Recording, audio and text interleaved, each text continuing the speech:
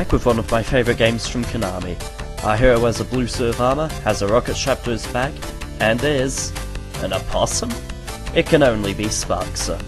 The first game our rodent rocket appeared in was the deceptively cute Rocket Knight Adventures for the Sega Mega Drive.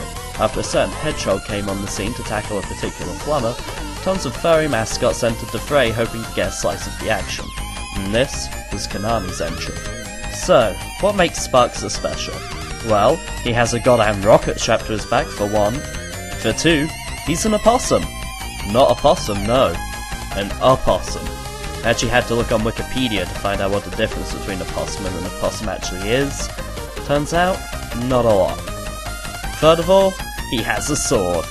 A sword that shoots red rings of what I can only assume is energy, but it's still pretty damn cool. Oh, and he can hang from trees and clamber along branches to reach higher ledges. Why you'd want to do that when you have a freaking rocket on your back, I'll never know. But it's forced into the gameplay here and there, and the animation's kinda cute, so I'll let it slide this time. Onto the gameplay, and Sparkster's in a suit of armour for a reason. There's a fair bit of fighting to be done, and the closer you get in with your sword, the more damage you do, which is nice. The risk-reward system that actually works for once. You become subconsciously aware of it as you play the game, and overall combat tends to run rather smoothly, bar one or two cheap moments. Which is good because, well, this is a Konami game, so you just know the bosses are going to be an enjoyable pain in the ass. There are a lot of bosses, at least 2 to a level, of which there are 6, so that's at least 12 bosses. Go math! I'll give credit to Konami here. They've always known how to do bosses well. Each boss appears challenging, there's usually a range of attacks flying everywhere, but there's a way to win. You can figure out a strategy, or sometimes you can luck out. There are a few moments though where you can just plain sit in a corner and slash away without getting hurt. Also, if you get up close and really lay into your opponent at short range, you'll take some damage, but the boss will usually be dead before you know it. When you're not battling it out, you'll find moving around Sparkster's world to work quite well. Having the rocket pack helps, even if you have to charge it up first, and is a key element in tackling particular obstacles and reaching certain ledges, but that goes without saying. When you're not walking, rocketing, or clambering trees, you'll be stood on a walking platform, riding minecarts, swimming, piloting mechs, and flying your way to save the day. Konami have done an excellent job of mixing up the gameplay to keep things interesting. There are always new elements and scenes that could have been made into full games in their own right. Particularly the flying segments. It's one of the things I'm most impressed with when it comes to this game, and even factors into some of the boss fights. This also means that the levels are usually a refreshing change of pace from the previous ones, and the game doesn't feel overly stale after you've been playing for a while. The wide variety of playing styles opens up a world of possibilities and scenarios which Konami have fully taken advantage of. I do have some complaints though.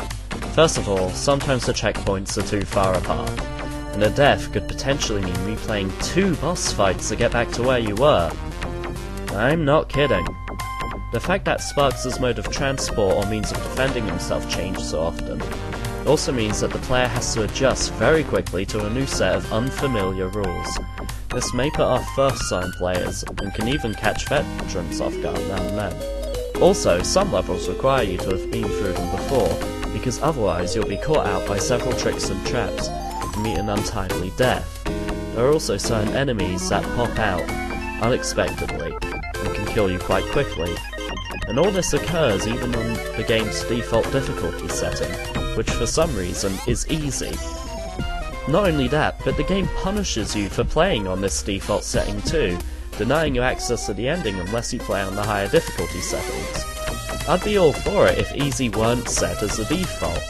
I remember being pissed the first time I beat this game and was introduced to a screen that more or less said, "Haha, you suck, play the game on hard." And I'm sitting there thinking, what? I don't know I had to set it higher. There's no indication of it.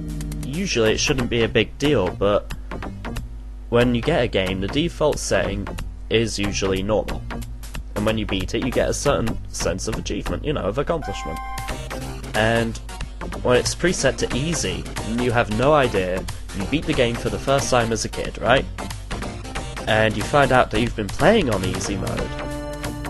that sense of achievement is completely gone. You feel like shit. You sit there and you think, holy crap, you know, I thought I did really well on that last level. I struggled through bits of that. And that was on easy? And I'm not allowed to see the ending? Are you freaking kidding me, Konami? Despite that, this is still one of the best platformers I have ever played, and one of my favourite games in my Mega Drive collection.